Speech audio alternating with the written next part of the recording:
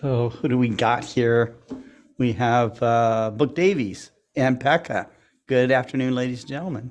Mike Wiesner, hello from muggy Southern Arizona. And Cesar Brolo, good evening, folks.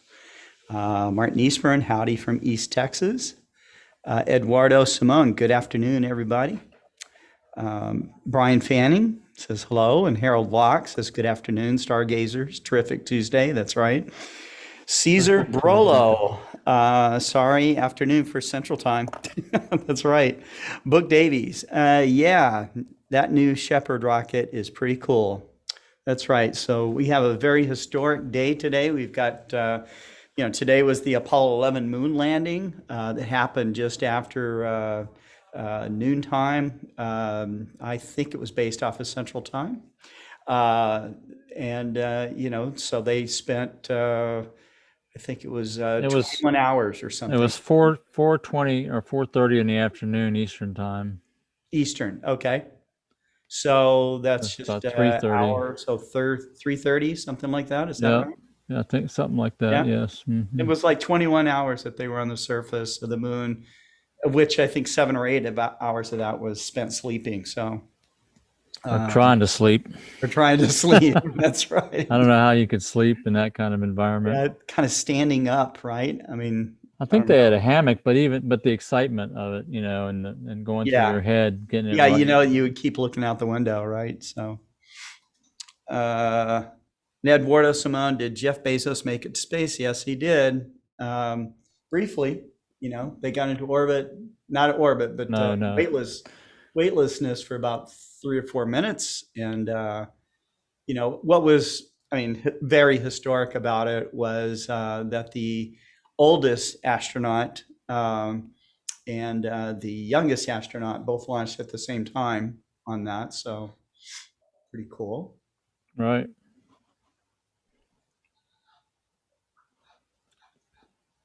That young man's going to be in the history books. Yep. Yes, he is. He was like 18 years old. So that's pretty Pretty amazing. Yeah.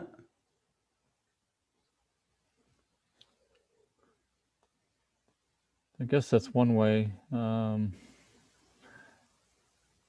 What I understand about that trip is that the original person that bid on the trip backed out in the second, and the guy that runner up, won the bid, and Oh, so wow. he gave it to his son. I see. That was $28 million was the winning bid. Yikes. Yeah.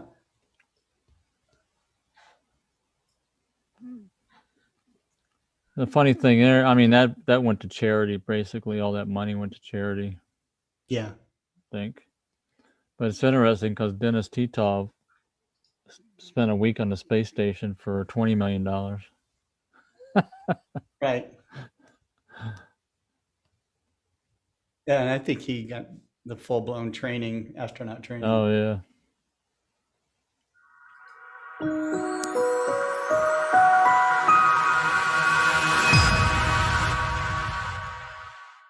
Liftoff of the Space Shuttle Discovery with the Hubble Space Telescope, our window on the universe.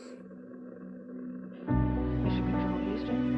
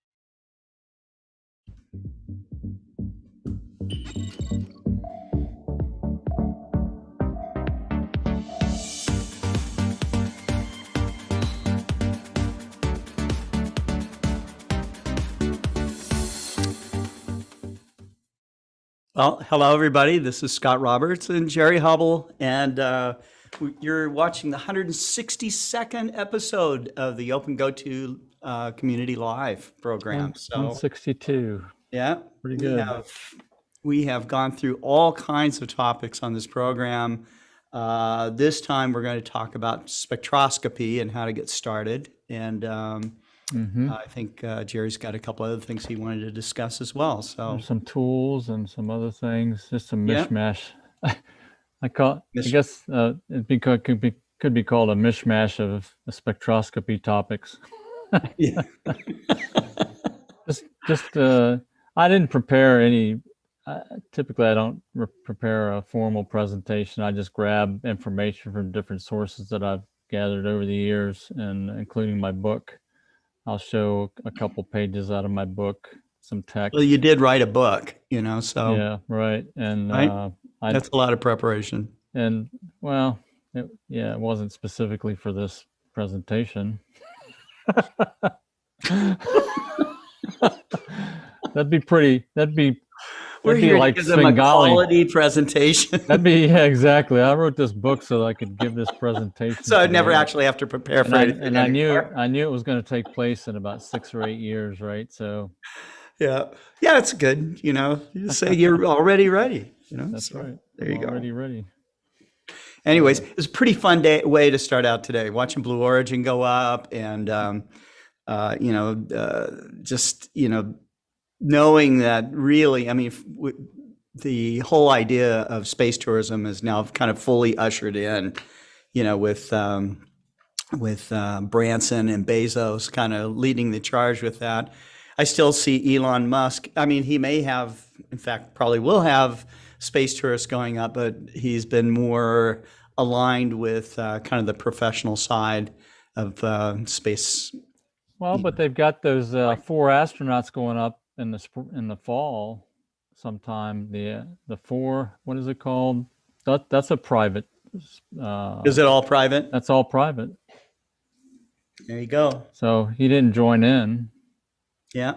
So if But, you guys have not yet bought your ticket for one of those flights, you might want to jump in. I'd be curious to see how much it costs for a Crew Dragon flight on the Falcon 9. That'd I be have kind a of cool. feeling that Elon's going to make it fairly affordable. Yeah. Like Right, you might especially decide, with the "Oh, reused. okay, I I'm want a gonna-" booster that's been used 12 times. That way I know he's wrung all of the cost out of it and can give it to me for free. And all I have to do is pay for the Crew Dragon use and refurbishment. I see. Yeah, you want the last time the booster's being used, so it's just trashed in the ocean or whatever, it's like it's not going to be landed anymore.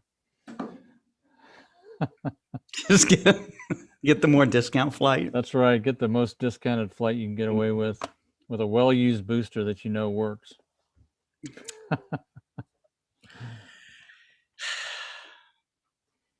Or you could hitch a ride on a UAP. That's another way to There you go.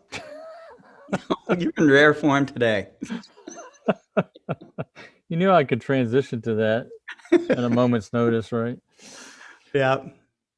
The other piece of great news was Hubble Space Telescope coming back online, so it was getting really kind of, I think, a little depressing, because they kept trying and I remember at the beginning, I remember reading early on, they said they could switch over to the alternative system, but I didn't realize, I thought that they could switch over fairly quickly and then work on the original one and get it fixed. They and spent then like come back.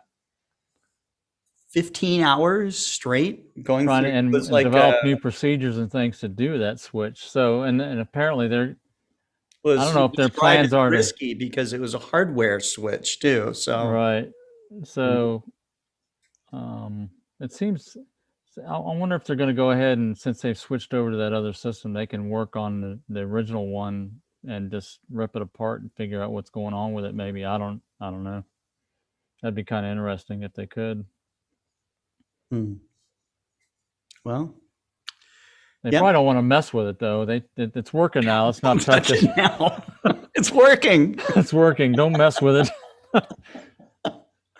Don't That's right. touch it. If it's not broke, don't fix it. No, that's great though. It's great. I think me and a lot of people were all just kind of like getting a little sad over it because we're going, okay, it did all these amazing things, and we know this telescope can continue. It is the world's most powerful telescope now. Okay, so to see it kind of end up like that was a little Well, it's sad. kind of it's pretty tragic if it just would die all of a sudden in the middle of its working very well.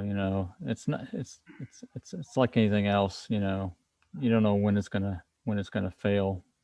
Right.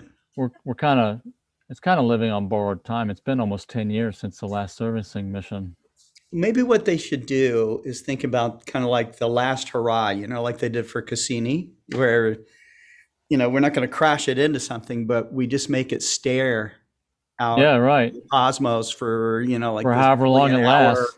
or whatever, 10,000 hour or whatever it could be, Right. Just do the last just keep imaging one. Just keep imaging the same. blank part of the sky and see what they see. Declare it mission complete, and just stare off into space for the next for as long as they 2 can years. downloading images, Right. So. Mm-hmm. That would be kind of cool. Get the Mhm. super duper fragilistic deep field. So, yeah, why not? They have perfect seeing conditions, and Right. Yeah, it would be totally cool if it just like completely filled up with galaxies beyond what the Hubble Deep Field is, Oh yeah. Yeah, so that's cool. Do we have any comments I should start off with here? Book Davy says HST back online. For now, I'll eventually go down. For now, it'll eventually go down for lack of physical maintenance. Sad, but hey, make room for newer and better.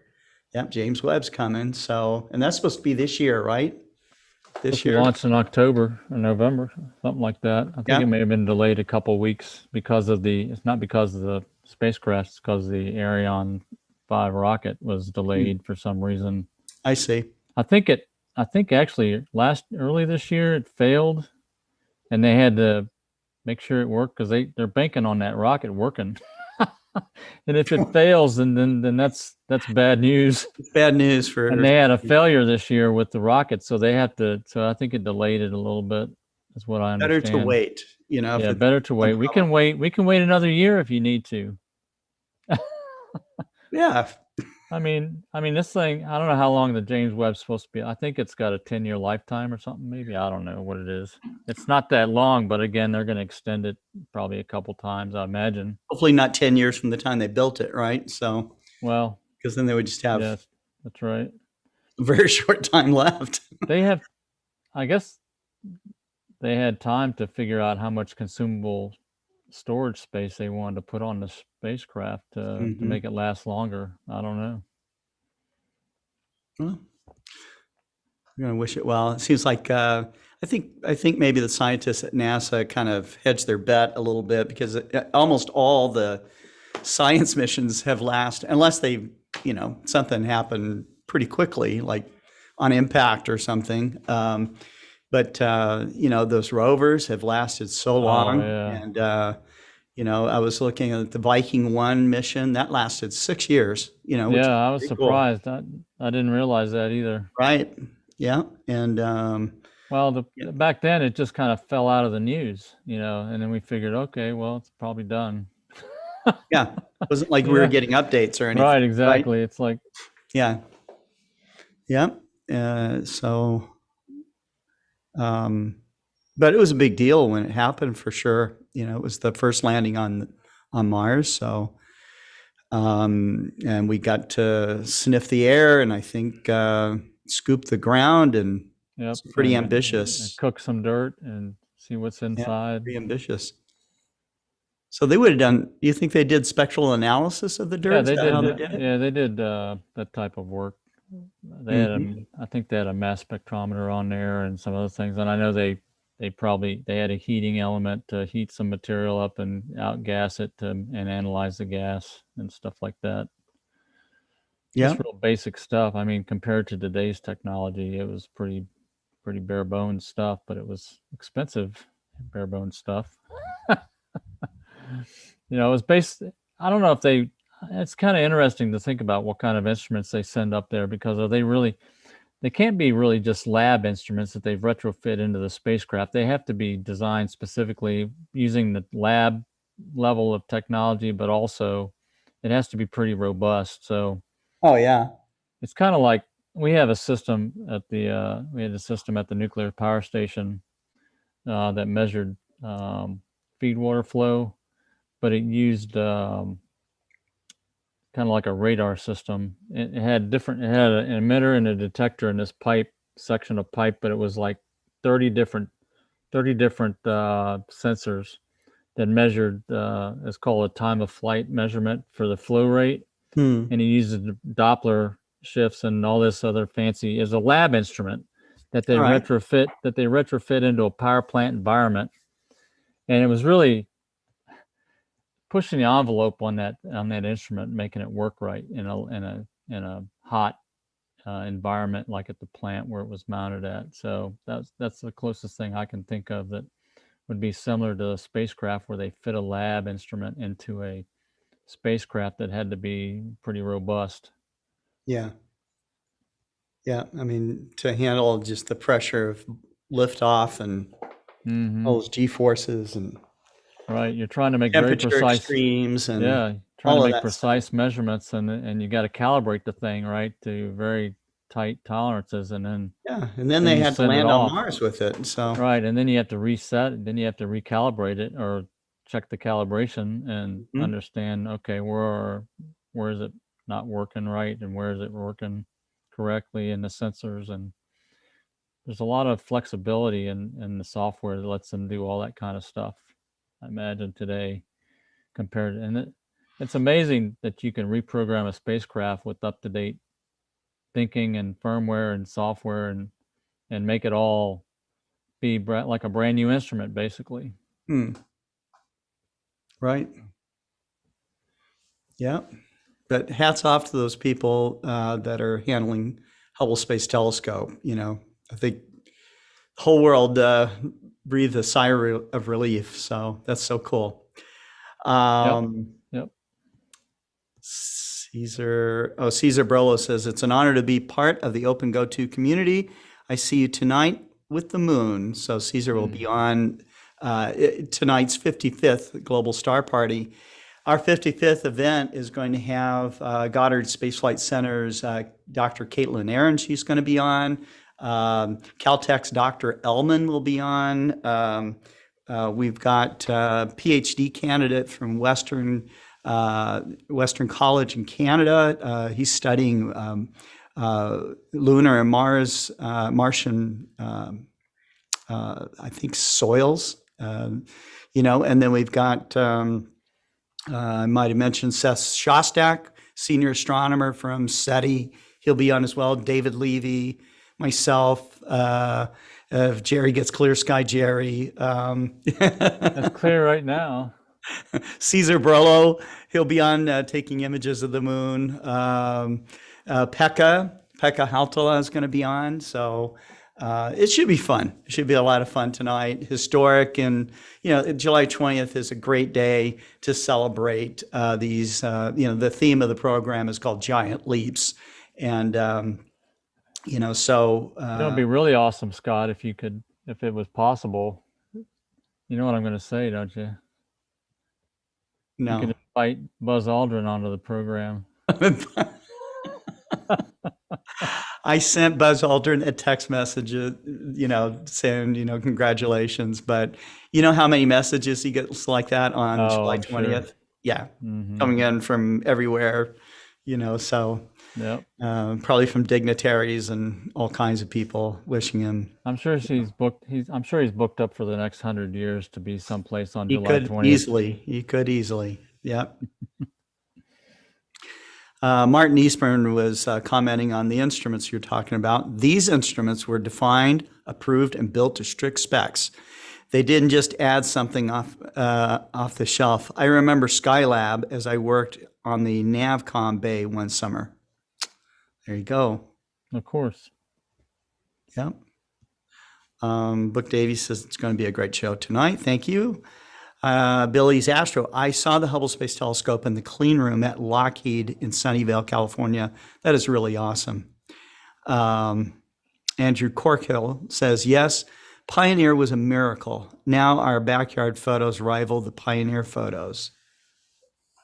That's true. Amateur astronomers and what they do and the data that they can collect is just it. I thought I would see it plateau. I started in this in early 80s and I thought, well, astrophotography can't possibly get any better than this. Right. Because they're already starting to beat out things like the Palomar 200 inch, Then you started seeing people start, trying to compare against Hubble and, the best that's out there. And, and then when they found an exoplanet, I thought, well, amateur astronomers will never be able to find an exoplanet, with the backyard telescope. Wrong. Okay. Wrong. So there's really no limit. And, so if you think about the mind, they had like an infographic of the brain of an amateur astronomer and all the creativity and all the things that he's doing for, pennies on the dollar. Right. Exactly. Not even pennies on the dollar. Okay. Yep. They take multi-million-dollar technology and do it for hundreds of dollars or a few $1,000s, so it's really cool. Yep, that's right. It's really cool. And so I don't see any kind of slowdown with that. I can only imagine what the amateur astronomers of the year 2050 will be like, so it'll be amazing. Probably taking amateur astrophotography jaunts to the moon, or something. Yeah, they'll have remote observatories on the moon. Oh yeah. Yeah, that's right. Well, I think it's a good time to segue into your talk, Jerry. Okay. You all set? Yep. I'm just going to wing it a little bit. You're going to wing it. Okay. We'll see how we'll let the audience be a judge of how good you're winging it. Okay? Yep. So first I'm going to share a website, and this is a good friend of ours, Tom Field, owns our field tested systems, which makes a product called RSpec. It's spectroscopy analysis software, and it can analyze just about any spectrum that you present to it that's in an image file. But I wanted to use his website. I put the link on it on the chat, Scott. You can share that. Let me share that. And I just wanted to use this as a starting point to talk about what spectroscopy is. And basically, spectroscopy is the measurement of light and in a very specific way. It's different from the photometry that we did. Basic photometry is just measuring the brightness. Spectroscopy does it one more step. It measures the brightness, but it's over individual wavelengths. It'll give you a graph of the brightness over a band pass of wavelengths. So, for example, this is what a spectrum looks like. I'm sure everybody remembers this from school. This diagram here, let me zoom out a little bit on that, just a touch. This shows different types of stars and the light that they give off. Now, this isn't a graph. It's just basically the actual spectrum that you can create a graph from. And we'll show that in a minute. But basically, spectroscopy was the basis for understanding that the elements that we see on Earth, all the elements that are also, not all of them, but anything that's not hydrogen is considered a metal in astronomy and astrophysics. So, but there's only certain metals that can show up in a star. Anything that's on the periodic table that goes from helium to iron, basically. once you get past iron, there's no way to fuse iron anymore. So these elements are created through fusion in the star, and basically what they do is they give these Tom likes to call them fingerprints, which is kind of what they are. They also look like barcodes, of course, you know. So it's a barcode of a star or a fingerprint of a star, and it gives you ideas on what the elements are inside the star, the metals that are generated, and then from that, it gives you the type of star that it is. And that's just a general way of putting it. I'm sure I'm not getting that 100% right, but that's generally the idea. And astrophysics started when spectroscopy was invented, and I didn't go and look at the history of spectroscopy. It was in the 17 and 1800s, actually, when spectroscopy came about. I'd have to go look it up and see exactly who was involved with that. It had to be, yeah. I mean, in the Newton started, I think Newton, or not, was it Newton? Yeah, Isaac Newton was analyzing light, and other astronomers and scientists were looking at light and trying to understand it. Sure. And they George discovered, Ellery Hale, he comes up with his spectroheliograph, right. you know, and there's others that are very involved in spectroscopy at that point. So I would say right. that where it really becomes kind of developed into a science, you know, is late 1800s, do you think? Yeah, I think so, mid to late 1800s. And that's when astrophysics was born, basically. That's when they started to understand the physics behind the way how a star operates. Before that, you know, people didn't know. They just thought it was like a big fire in the sky that was a ball of, I don't know, coal or something. Descriptions like it was a hard surface, like, yeah, like burning coal or something. Yeah, right, exactly. That's what they thought it might be. And of course, it's not. It's fusion, and it's much more complicated than that.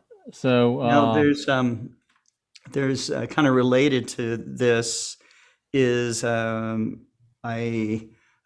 very famous woman astronomer. You know, I would definitely call her an astronomer. She became the first woman to receive a doctorate of astronomy from Groningen University.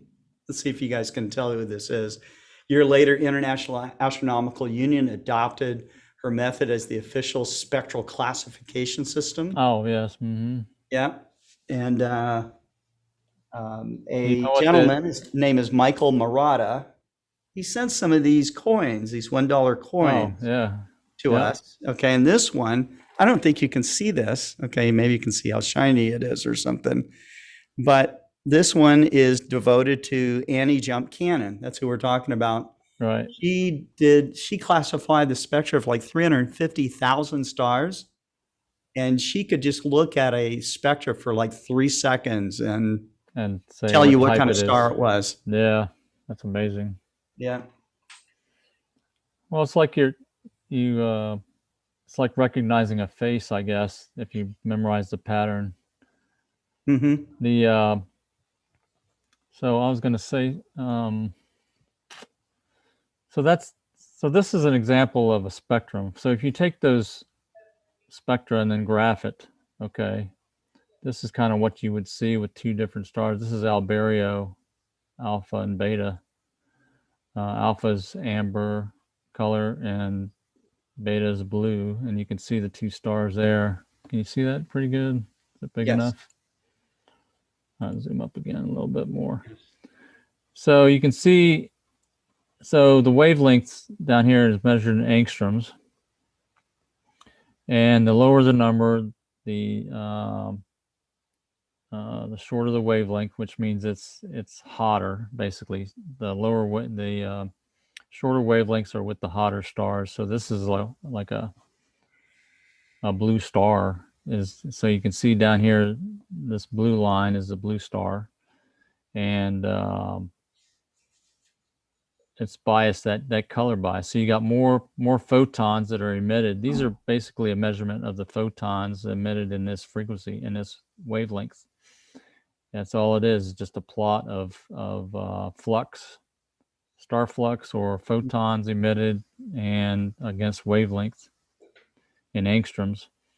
And so you can see it's biased to the blue side down here, and even I'm sure it goes into the ultraviolet down here at the blue side of the spectrum. And then the other star, the yellow star, amber, is biased towards the reddish end, green-red, and the magnitudes or the brightness is that way. And it's a little brighter star. You can see here the relative strength of the measurement here between the two. They're plotted on the same scale. So you can see based on this, if you were to integrate the area underneath these curves, that's the brightness basically. It's just like that's what you do basically when you take a monochrome picture of a star. If it covers this wavelength band pass, then it would integrate all the light under the curve, and that would be the photometric measurement of that star's brightness. So you can see that the area under the curve is for the yellow star is much more than what it is for the blue star. So that's how that relates to photometric measurement. And the other thing is, I showed last time on a photometric measurement, you saw those filters had different band passes. So what the filter does, it just integrates the area underneath that curve that the filter's on, and so it would give you a measurement for that, like a V band would be for the visual band, which is around here, 5,500 angstroms. Or if it's red, it would be around 62 to 6,500 maybe angstroms would be red. And then blue would be down here around 4,500, 4,800, something like that. That'd be blue. As you can see here in the, blue, green, and red down here. You can see it in the actual spectrum, the color spectrum. That's how that works. So there's different tools you can use to do this measurement. And the one that Tom sells that we use at the MSRO Observatory is called the Star Analyzer. And Star Analyzer is like a filter. Let me see if I can show it to you here. This is it right here. It's shown mounted on these cameras. But let me go to the Star Analyzer just to give you an idea. So this is the instrument that you could use as a basic instrument. It's the least expensive way to get into spectroscopy.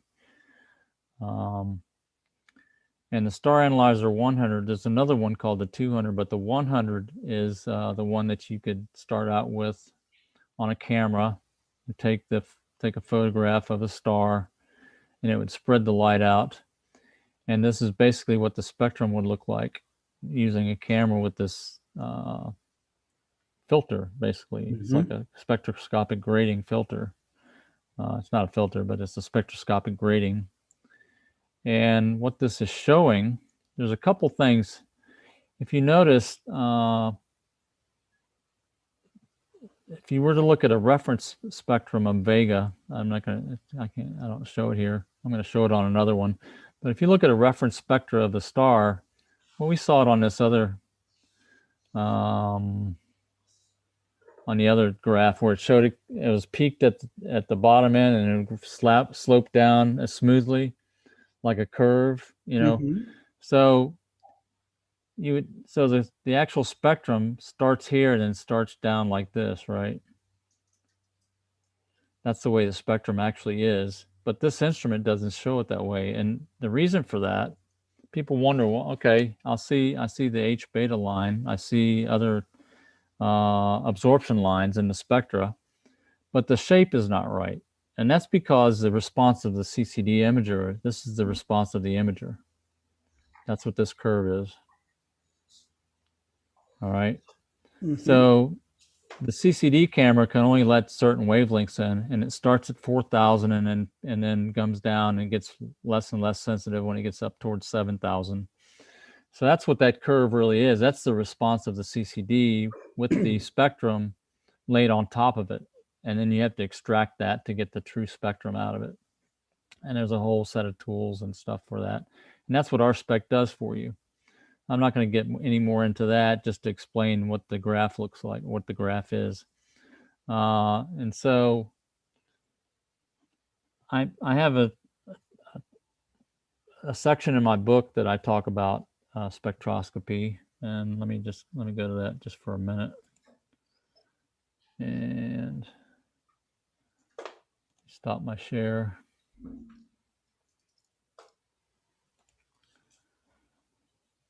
And I've also got another presentation I'm going to get pieces from.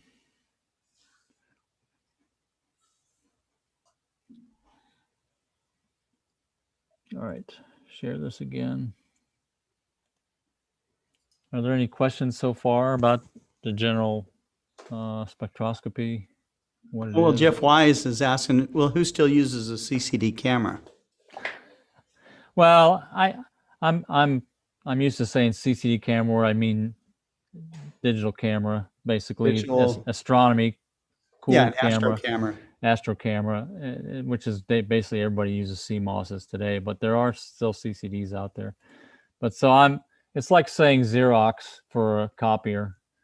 You know, it's just it's to me that's kind of what it is like. That's why I call it CCD, but it's really it's probably a CMOS camera on a lot of time, so spectroscopic gratings. This is what I'm talking about. Is this SA Star Analyzer 100,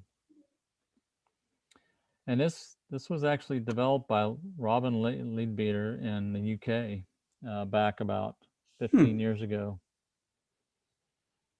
and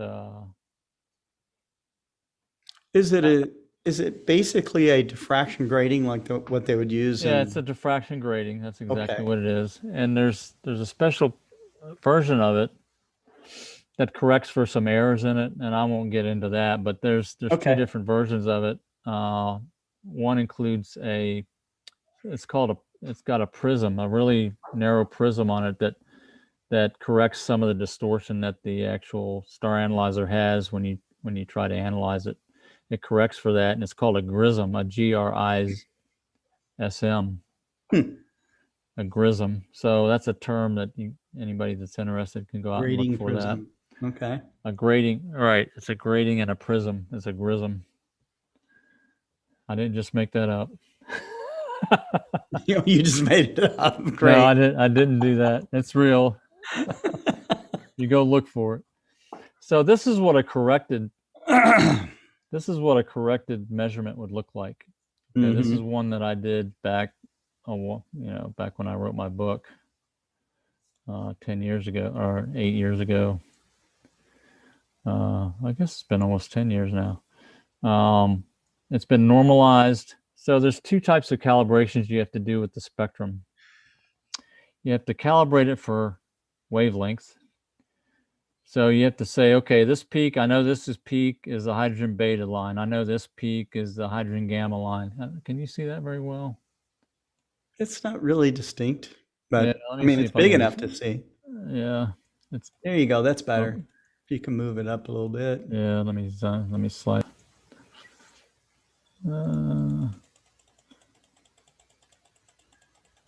All right, so you get these. There you go. Absorption lines, and this is part of the fingerprint of the star, right? This is how you determine what type it is, and you can use this simple instrument to do star typing. So you get the hydrogen delta, hydrogen gamma, hydrogen beta lines, and the blue line is the reference spectra. The RSpec program comes with a catalog of reference spectra to compare your actual measurement with. So it's kind of cool. But one of the things you have to do, like I said, is to calibrate the wavelength. So you have to pick out features in your measured and you're measured Okay. and say, okay, I know this is the hydrogen delta line. It's going to be, so you click on it and you say, what's the wavelength for that peak? Mm-hmm. It's this, and you type it in there, and then you do another one. You can do a single peak, or you can do multiple peak measurements, and then you do a least squares fit, and it will do a curve fit for the wavelength and correct your measurement for the wavelength. And that's part of that distortion I was talking about. So you can correct the measurement. And then once you do that, the next thing you have to correct for is that instrument. You saw the previous spectrum was just a curve like this, like a bell-shaped curve. Mm-hmm. That's the CMOS camera response curve. Mm-hmm. So you have to compensate for that and normalize it, okay, to that. So you basically do that with RSpec, and it will correct it and Is it create easy this. to do to get this? It's easy to do. You just have to learn about it and understand what it's I mean, actually is it like doing. just basically clicking on the reference, spectra there, and So there's a reference table of wavelengths that you Okay. identify. You can look at the reference spectra and say, okay, which one is my H gamma or H Okay. delta? And you just look at that by And comparing. you look at that, and you can kind of look at it and say, okay, I know what that is. Spectra versus the reference spectra. Okay. Right. And then, but you start, once you start taking spectra, you'll learn to recognize the hydrogen gamma line or the hydrogen beta line, especially. You'll Mm-hmm. say, okay, I know that's the hydrogen beta because it's down here, I see. right? There is kind of these plateaus and stuff. Right. certain So this is width. in the red. This is in the red area of Okay. my graph, and I know my CCD camera is not sensitive past here, so that's got to be hydrogen beta. Okay. So that's a reference point. And then you can count up from there and say, okay, I know that gamma is next, and then delta. So then you can pick those out, and then you set those. And then the way you do the calibration for the camera is you basically take your raw spectrum, that curve, that bell-shaped curve, and you smooth it out, okay? Because the overall response of that overall curve is the CCD response. So then once you have that CCD response, you do some math between the measurement and the response curve, and it comes up with this. So all the jaggies are still there. So it's like you're subtracting out, or you're dividing out. You're dividing out the CCD response curve, and it's correcting it for this.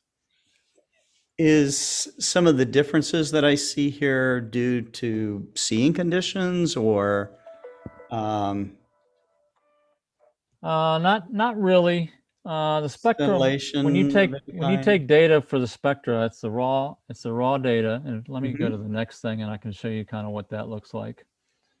And this is a different system I'm going to show you that I built, but I want to go to this last I remember part. you built your own. Yeah. So for example, this is the raw spectrum, and this is from the image, and the image looks like, let's see if I got one here. Oh, it's past this. I'm trying to remember where the image is. Oh, here it is. Oh, I thought I had it. I think it's in my book, actually. Let me go back to the book real quick. There's a specific picture I want to show you that shows that. Let me zoom back. Jeff Weiss says, is this hobby spectroscopy, or is there a way to share with groups like the AAVSO? Not sure what he's getting at, except that they do. I'm trying to think if the AAVSO has a separate database for spectra. I think they may actually do have let me that. see if I can find some information. I thought I had a reference for what I was trying to show you, but I guess I don't. It's kind of frustrating. This is what happens when you wing it. Yeah, use like a shadow thing with your hands or something. Yeah, I can draw a picture on the screen. Yeah. You draw a picture. Yeah, the AAVSO does have a spectroscopy observing section. Okay, Uh, good. so yeah, so if you go to AAVSO.org and then go just search for spectroscopy, you're going to run into this. But yeah, the leadership team of that is David Whalen. So Okay, cool. So this is a picture. This is not quite what I was looking for, but this shows you what my program did when it acquired a spectrum. This is not spectra that's been spread out vertically. This is actually the instrument that I'm using here is just a single line. It's like a CCD with one line, one row that's got 1,024 pixels. Okay, and so you project the spectrum through grading onto the CCD line, linear CCD chip, and it acquires this data across this, just like it's shown in the graph here. Okay, and you can see the brighter lines in here and some noise too, but you can see some dips in the thing, and but this basically is acquiring data every whatever the time interval for the exposure, and it creates a new line in the picture for each new data set. Okay, and that's the way I built the image. So the time axis is on the y-axis. Okay, and it starts at t0 at the top and goes to the end time. It might be 5 minutes or whatever it is, at the end. I don't know exactly what the exposure time was on this, but that's basically what this is showing you is the spectra over time, which I thought was kind of a cool thing to do with the software. And this is software I wrote specifically for this system. But one thing you have to do is you have to calibrate it for wavelength, like I was talking about. And what this is a picture of an LCD panel, okay? And believe it or not, an LCD panel only emits light in certain wavelengths, and you can see the peaks here. All right, so you got the blue down here, you got the green, and then you got the red, okay, peak. And that makes up white. That's why it looks white, but it's not really a white full spread, like the solar spectrum's white, but that's a wide wide bandwidth of noise of light. This is very narrow peaks of light that to your eye looks like it's white. This is what a white LED display looks like in terms of the wavelength emissions. So I used that. I looked up the spectrum. It's basically a what do you call it? It's like from a laptop. It's a fluorescent. This is what a fluorescent light looks like, basically. And LEDs look like this also. Fluorescent tubes put out spectrum like this, and then LEDs also. So that's how you can calibrate it for wavelengths. Okay. So now you know which line on your picture is what wavelengths. Okay, and you know what the scale is, and then you have to correct it for the response curve, and this is the response curve of that chip that I used to do the measurement. And you can see it's kind of like it peaks out. This peaks out really in the blue, and then the decays down from there. So I had to correct the response of that measurement by that. So here's an example of that. Okay, this is the reference spectra. This is the actual spectra that's been measured. Okay. And so I take the measured spectra, and I do this curve fit, and that's the actual CCD response curve. Okay, and then I combine them, and it comes up with this. This is for Jupiter, for example. And this is for Aldebaran, which is a red star. And so the end result was that I had the red trace is the measured spectra, and the blue trace is the reference spectra. And you can see my measurement closely matches what the reference is. Pretty good. It's a little noisier, but it really gives you good value or good idea about how well it works.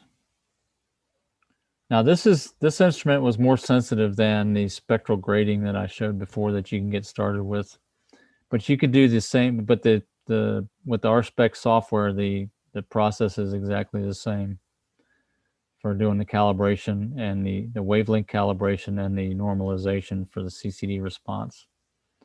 That's probably a little technical for a lot of people out there. It takes a little bit of study to really understand how to make it work. But I put in also a video from Tom Fields on how to measure spectra from your backyard.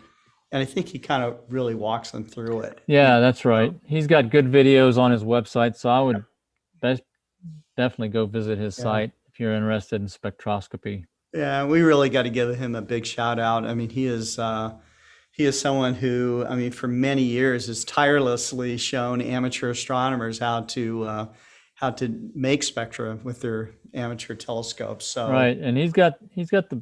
I think everybody that uses RSpec thinks it's the best software available. There are other free tools out there that have been around for a while, for a long time also. But the ease of use, it's basically ease of use and getting results very fast. It really goes a long way towards getting beginners into this hobby in terms of spectroscopy and being able to do that. It's pretty fascinating, the types of objects that you can measure. You can measure the redshift of, he's got an example of a redshift measurement of, what is it called? A certain type of star, a Wolf-Rayet star. Okay. So you can measure how fast it's moving basically away from us. It's kind of cool. That is very cool. Yeah. It's very That's cool. just one example of a project. Of spectra in the field of astronomy, I mean, it's huge. And he's heavy into the education side. He actually sells a lot of his systems to, I imagine they're like chemistry teachers and science teachers in school, in grade school and high school, middle school, and they use it to look at different elements. You know, they can plot the spectra and say, okay, this is a fingerprint of argon, or this is a fingerprint of carbon, or whatever.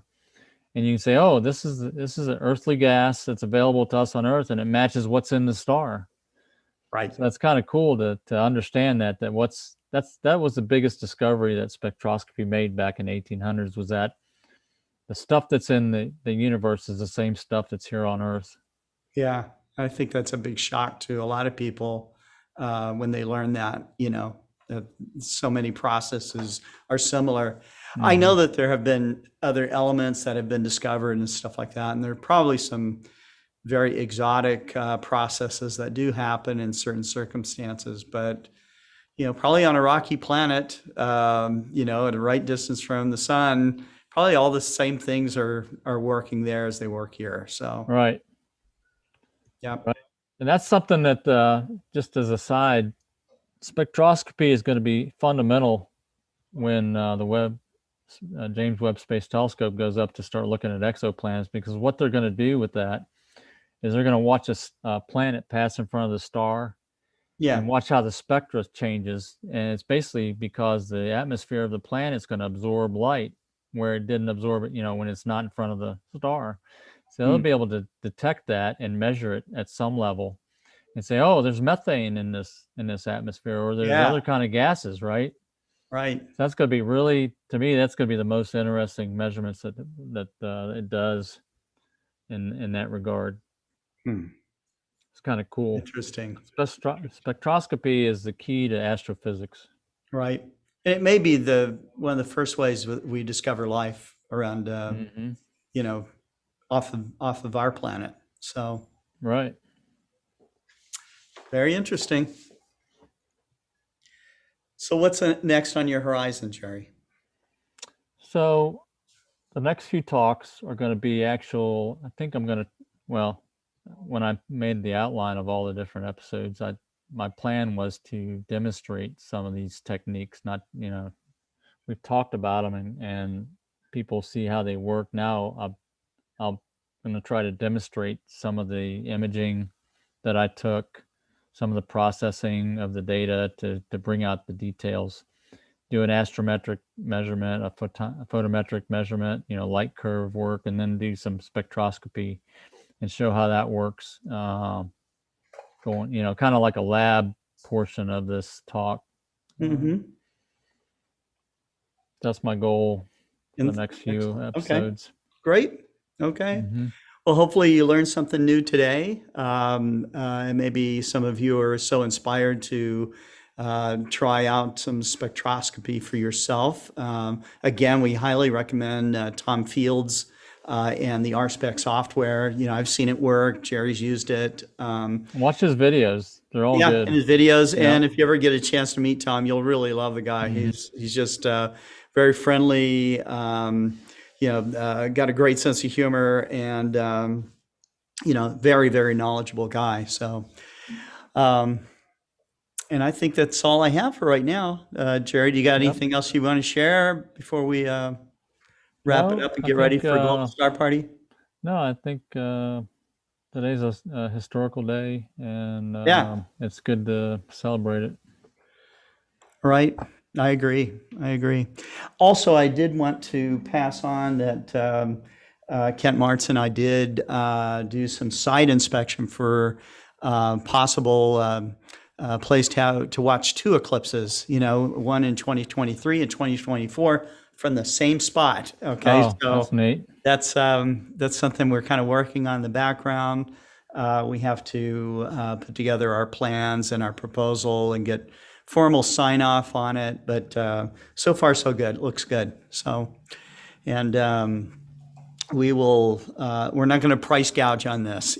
So there's a lot of places that you might go for total eclipse, and suddenly you see prices are 8 to 10 times higher than they normally would be. So.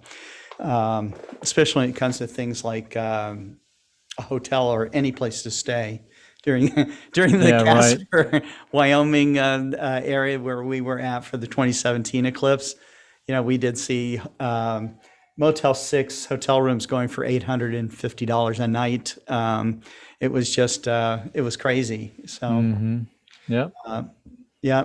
And we did a nonstop road trip back home because we couldn't get a hotel room. It was horrible. Well, It we had the was. opportunity to stay, okay, just Right. to stay in Casper. So this is a recommendation I'll make for you if you guys go to any total eclipse ever again, is to just stay until everybody clears out, because Right.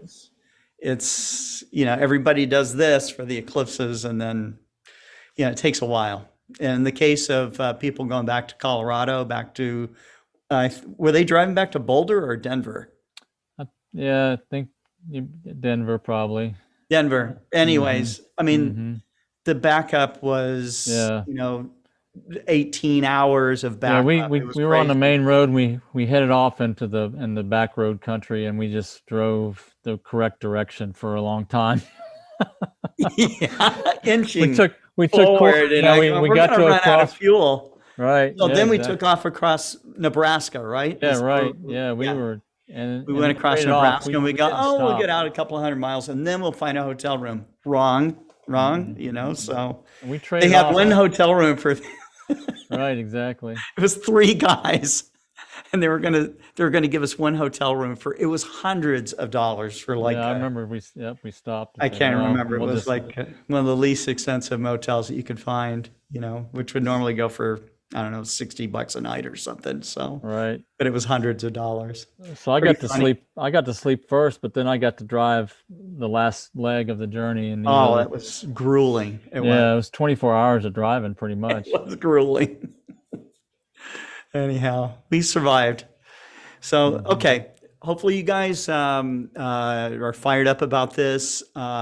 Please consider watching the 55th Global Star Party with our special guest host, Caitlin Ahrens, and her lineup of incredible speakers. So we'll see you in a few hours, and you guys keep looking up until that time. Take care.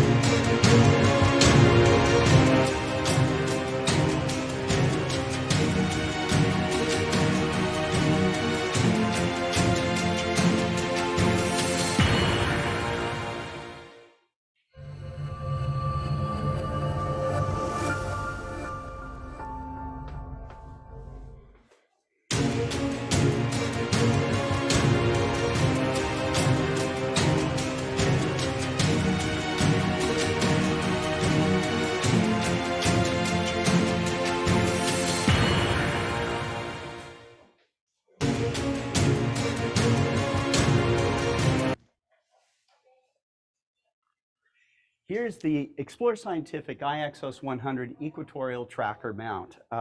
We've got it mounted up here with a digital SLR that's got the dovetail plate here. We also have it kind of mounted on our extra heavy duty tripod. But this whole thing is operated remotely. You can see Kent's operating it with his Apple tablet here, but it'll run off a Windows tablet or an Android tablet. What do you like about this whole system, Kent? I find it very intuitive.